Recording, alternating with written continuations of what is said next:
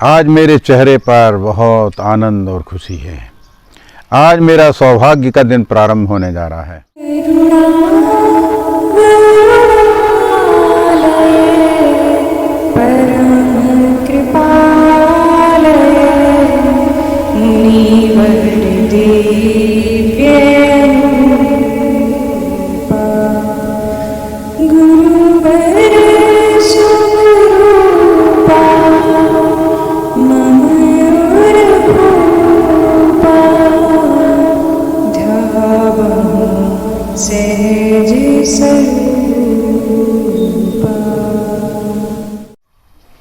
मित्रों, आज मेरे चेहरे पर बहुत आनंद और खुशी है। आज मेरा सौभाग्य का दिन प्रारंभ होने जा रहा है। आज हम महात्मा जी के साथ में आंवली घाट के लिए प्रस्थान कर रहे हैं, अनुष्ठान के लिए। मोगरा से महेश दाल गौर और पटेल दादा श्री द्वारका प्रसाद जी गौर ने संपूर्ण व्यवस्थाएं वहाँ पर की। आंवली घाट का एक अत्यंत प्राचीन मंदिर है जो लगभग 150-200 वर्ष पुराना है। उस मंदिर में पंचायतन प्रकार से जो है बहुत सुंदर व्यवस्था की है। 4 कोनों पर 4 मंदिर हैं और बीच में जो है गर्भगृह और विशाल मंदिर है। यद्यपि उसकी देख रेख नहीं हो रही थी और उस समय वह वीरान पड़ा हुआ था। उस वीराने मंदिर में मैं और महात्मा जी आए, साथ में महेश दयाल गौर भी आए और उन्होंने सब प्रकार की वहाँ पर व्यवस्थाएं की। उस वीराने मंदिर में एक जो गुंबद वाला मंदिर था उसमें महात्मा जी रुके थे। उसमें पहले समय सूर्य का मंदिर था और दूसरे जो मंदिर था छोटा उसमें मैं भी रुका अनुष्ठान के लिए। वो भगवती देवी का मंदिर था। ऊपर एक उस मंदिर में आप देखेंगे कि बहुत तेज आवाज़ भी गूंजती है और एक अष्टदल कमल जो है उस मंदिर की गुंबद में बना हुआ है, सभी गुंबद में बना हुआ है। और बड़ी आप कहेंगे कि बड़े तात्विक दृष्टि से, बड़ी आध्यात्मिक दृष्टि से या अनुष्ठान की दृष्टि से उस मंदिर का निर्माण किया था। लेकिन महात्मा जी उसी जानते थे, उसी मंदिर में लेकर के आए। बड़ा वीरान था उस समय के ज़माने में, कोई वहाँ आता जाता भी नहीं था और बड़ी शून्यता थी। आज तो चूँकि वातावरण अलग प्रकार का हो गया है, नर्मदा जी का सेतु पुल बन गया है, मेला सा लगा रहता है वहाँ पर। और उस समय जो है हालत ये थी कि पंछी भर हमारे दोस्त थे और मैं और महात्मा जी थे। संपूर्ण व्यवस्थाएं कर दी गई। ये बात थी आषाढ़ शुक्ल 68-69 की, जहाँ तक 69 की 69 की। और आषाढ़ शुक्ल चतुर्दशी को हम महात्मा जी के साथ वहाँ पहुँचे। महात्मा जी ने जो है व्यवस्था कराई गई। एक लाल रंग का वस्त्र लिया। महात्मा जी ने कहा कि इस पे देवी का सारा कवच जो है सिंदूर से लिख डालो। तो घी और सिंदूर से बैठ करके रात्रि के मध्याह्न काल में 12 बजे महात्मा जी ने उस कवच को जो है लिखवाया और लिखवा करके जो है भगवती की जो है एक विशाल पवित्र पटे के ऊपर उनकी स्थापना की गई। वहीं पर भगवती के सप्तशती का जो है वहीं पर जो है स्थापना की गई, क्योंकि पूर्णिमा से उस कार्यक्रम को आरंभ होना था। इस प्रकार से रात्रि भर लिखा और वहाँ पर व्यवस्था की महात्मा जी ने। घड़ा रहता था, मैं स्नान करके और घड़ा भर करके और साथ में एक बाल्टी भी पानी से भर करके नर्मदा जी से ले आता था, क्योंकि वहाँ पर वैसी कोई जल की व्यवस्था नहीं थी जिससे सरलता से जल लिया जा सके। नर्मदा जी ही हमारी एकमात्र सहारा थी। उन्हीं में स्नान करना है, उन्हीं में सब कुछ, और उन्हीं का जल लेकर के आना है। उसी से जो है भोजन बनेगा। संपूर्ण कार्य जो है नर्मदा जी के जल से होंगे। कार्यक्रम प्रारंभ हो गया पूर्णिमा से, आषाढ़ शुक्ल पूर्णिमा से। महात्मा जी ने जो विधि बताई थी, जो मंत्र बताए थे, 3 पाठ प्रतिदिन करना था दुर्गा सप्तशती के संपुट सहित। 3 मंत्रों का अलग अलग संपुट था। प्रातः काल का मंत्र अलग, मध्याह्न काल का मंत्र अलग और सायंकाल का मंत्र अलग। इस प्रकार से 3 मंत्रों से संपुटित दुर्गा सप्तशती का पाठ करना होता था। लगभग संपूर्ण पूजन में पाठ सहित 9 घंटे का समय मुझे देना होता था। पाठ प्रारंभ हो गया महात्मा जी की कृपा से। 2 दिन, 3 दिन, 4 दिन व्यतीत हो गए। महात्मा जी स्वयं मेरे लिए जो है स्वल्पाहार बनाते थे मध्याह्न काल का। 2 पाठ के पश्चात मेरा मध्याह्न काल का स्वल्पाहार होता था। स्वल्पाहार के पश्चात जो है थोड़ा विश्राम होता था और पुनः फिर तीसरा पाठ, तीसरे पाठ के बाद पढ़ करके फिर महात्मा जी स्वयं अपने हाथों से भोजन बनाते और मुझे बड़े प्रेम से जो है भोजन कराते। इस प्रकार से समय जो है एक एक दिन व्यतीत होने लगा।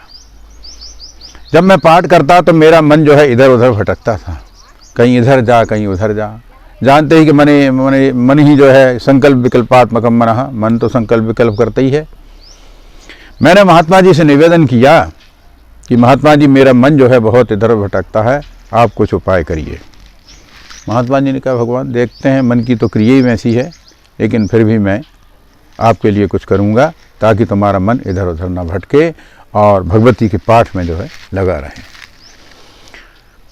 इधर मैं पाठ करता तो महात्मा जी स्वयं जो है वहाँ पर बैठ करके एकाग्र चित्त से मेरे मन को बांधने का प्रयास करते। और आपको मैं बताऊं कि महात्मा जी की वो शक्ति थी, वो सामर्थ्य थी जो मैं वहाँ पाठ कर रहा था, और मन को भी महात्मा जी ने जो है बांधने का प्रयास किया। यद्यपि मन थोड़ा बहुत तो इधर उधर जाता ही है, लेकिन महात्मा जी की कृपा से मन जो है भगवती के चरणों में, भगवती के प्रेम में धीरे धीरे लगता चला गया। 10 दिन व्यतीत हो गए, 15 दिन व्यतीत हो गए। आसपास तो जंगल था, झाड़ियाँ थीं, पुष्पों का कहीं पता ही नहीं। मैंने महात्मा जी से कहा महात्मा जी पाठ तो चल रहा है, पूजन चल रही है, सब कुछ हो रहा है, लेकिन भगवती के लिए पुष्प तो है ही नहीं है। आसपास कहीं फूल नहीं दिखाई देते जो इनको चढ़ाया जा सके। महात्मा जी और जो मंदिर था मेरे बीच में एक चंपा का पेड़ था। मैंने कहा देखो महात्मा जी ये चंपा का जो पेड़ है इसमें भी जो है फूल नहीं आ रहे, कम से कम चंपा में भी फूल आ जाते तो मैं जो है भगवती को निवेदन कर सकता था। महात्मा जी ने सुना और मुस्कुराए, कहा भगवान कोई बात नहीं, मैं जो है कुछ उपाय करता हूँ। महात्मा जी गए और महात्मा जी ने उस चंपा के पेड़ पर लघु शंका कर दी। भगवान अब तुम्हारे जो है पुष्प आ जाएंगे, सब कुछ हो जाएगा। देखते क्या है कि 4-5 दिन बाद ही उस चंपा के पेड़ में जो है कलियां खिल उठी और धीरे धीरे सुंदर सुंदर चंपा के गोरे गोरे सुंदर फूलों का निर्माण होना प्रारंभ हो गया। और मैं भी उस चंपे के पेड़ पर चढ़ जाता, फूल तोड़ करके लाता, भगवती के लिए निवेदन करता। इस प्रकार से महात्मा जी के साथ बड़े प्रेम के साथ में ये मेरा अनुष्ठान का कार्यक्रम चल रहा है। आज आपके सामने हम प्रस्तुत करने जा रहे हैं मेरे जो है शिष्य जो नेपानगर में रहते थे, आजकल गुजरात में नेशनल थर्मल पावर में अकाउंट ऑफिसर हैं, जिन्होंने मेरे साथ जाकर के महात्मा जी का दर्शन किया। उस समय महात्मा जी कल्प में थे और सुधीर गौर के ऊपर क्या प्रभाव पड़ा, और उन्होंने एक ही बार महात्मा जी का सानिध्य प्राप्त हुआ और पूरे जीवन भर वो उनके बन गए और कई प्रकार की सफलताएं और जीवन की कई प्रकार की विसंगतियों को पार करके वो आज अकाउंट ऑफिसर हैं वहाँ पर।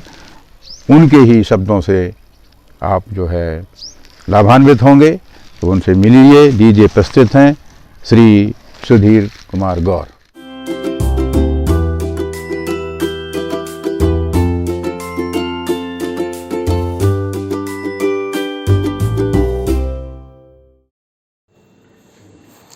आदरणीय त्रिपाठी सर मेरे शिक्षक भी हैं तथा मित्र भी। यह शायद पूर्व जन्म के संस्कार ही होंगे कि युवावस्था के कुछ वर्ष आपके सानिध्य में बिताए। बात 1980 की है, जब मैं आदरणीय त्रिपाठी सर के साथ सांडिया, बगलवाड़ा, मोगरा, डूमर की यात्रा की। इस समय मैं सोहागपुर कॉलेज में पढ़ता था। यात्रा के कुछ टुकड़ों और स्मृति चित्रों के साथ महात्मा जी के जीवन पर कुछ कहने का साहस कर पा रहा हूँ। जब 21वीं सदी में समाज स्मृतिहीन समय में जी रहा हो, शीघ्र ही सब कुछ भुला देना चाहता है, अपनों को, पूर्वजों को, और यहाँ तक कि जिन्होंने हमारे लिए कुछ किया है उन्हें भी। जब भी मैं महात्मा जी को याद करता हूँ तब जीवन के स्पंदनों की, उत्थान और पतन की, अपने अतीत, वर्तमान और भविष्य की मीमांसा करने वाला लेख लिखने की इच्छा होती है, तब उठाता हूँ आभासी कलम और लिखने बैठ जाता हूँ। गुरु नमामि सीरीज महात्मा जी के सुदीर्घ जीवन के निजी और आध्यात्मिक प्रसंगों को उद्घाटित करती है। सन 1980 में डूमर में महात्मा जी से प्रथम और अंतिम मुलाकात हुई थी। उस दिन वे कल्पवास में थे, शायद आध्यात्मिक साधना में सक्रिय थे। गौरी शंकर सीताराम, जय पार्वती शिव सीताराम के मंत्र के साथ बातचीत आरंभ करने की अनुमति मिली। उनके एक एक शब्द, एक एक अर्धविराम, एक एक पूर्ण विराम तथा एक एक वाक्य से आशीर्वाद मिल रहा था। आध्यात्मिक शक्ति प्राप्त व्यक्ति ईश्वरीय शक्ति बन जाता है।